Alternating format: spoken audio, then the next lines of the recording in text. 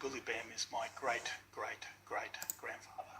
The first men of Yugelbar out of the series of photographs. Yes, that's correct, because, he was obviously there before the Ogilvies arrived, but there were a number of other clan leaders across the area, but he was the one who, I suppose, engaged with the Ogilvies in a major way.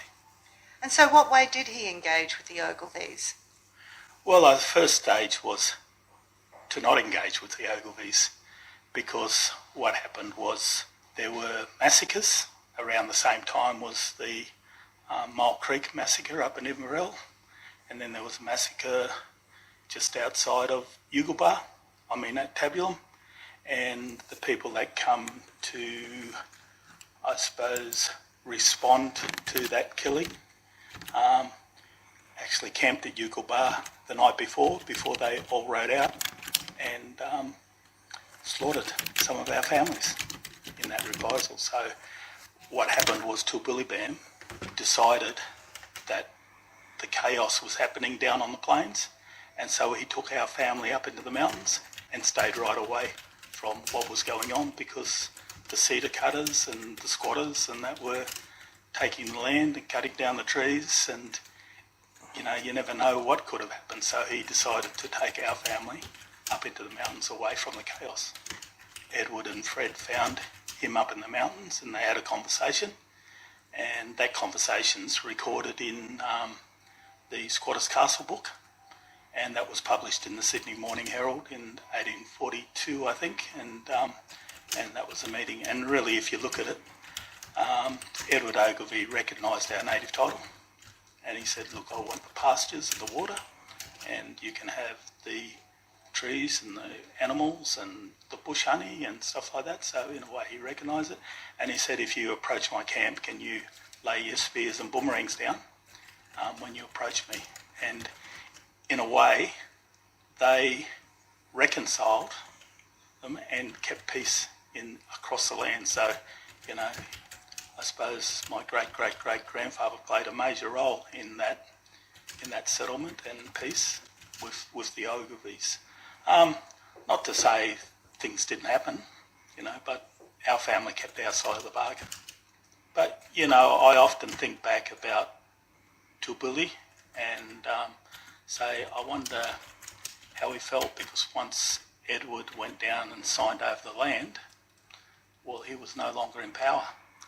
And so he lost all his things, and a family story that's been passed down was when my grandmother was 11 years old, he called the family in and he said, look, times have changed.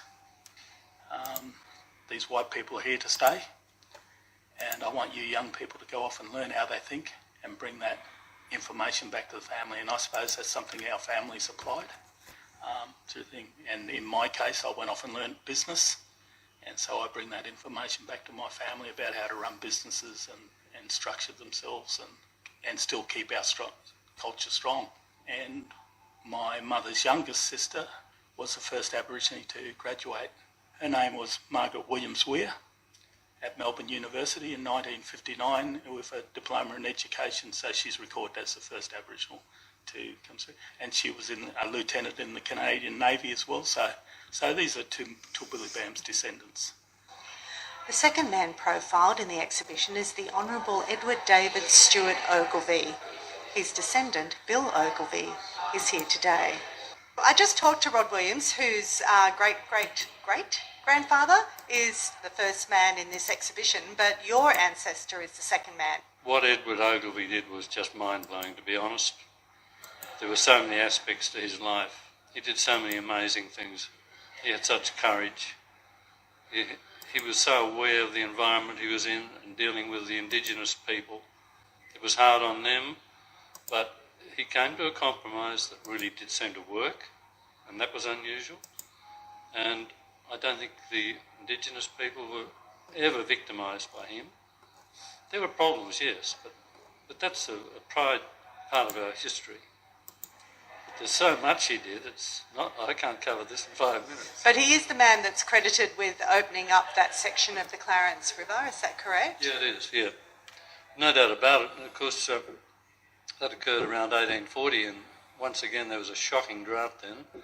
Our family originally settled on the Upper Hunter, and it was a very desperate time there because I think the river virtually dried up, and a lot of the young boys set off to find new lands and water, and a lot of those fellows were never seen again.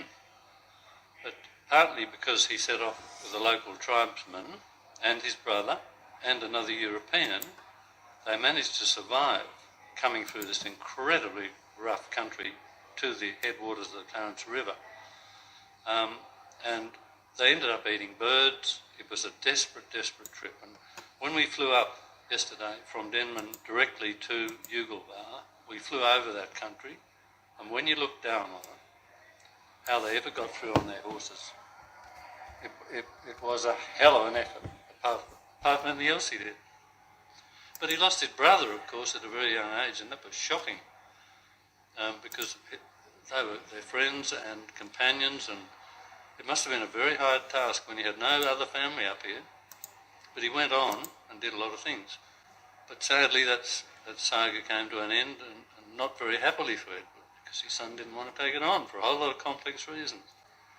So, that's how the story ended, as far as we're concerned, at Yugelbar. But thank goodness the Meyer family and the Horden family took it on, and it's a wonderful thing, not just for us, but as I said, for all the people of Grafton and the mighty Clarence. One of the final men in the exhibition is Sydney Meyer, the current Yugelbar co-owner. 93 years old, and I have a wonderful wife, Sarah, who is the daughter of Sam Horden, who bought Yugelbar Station in 1949. So we have lived at Yugelbar almost as long as the Ogilvies. Not as long, but almost as long. And we love it. You've spent a lot of your time at Yugelbar collecting the histories of Yugelbar, haven't you? Yes. Well, probably about 30 years ago, we realised how important Yugelbar was to the Clarence Valley, and we decided to collect all that we could about Yugelbar. And so how many men did you profile in this exhibition? 8. How on earth did you decide just 8?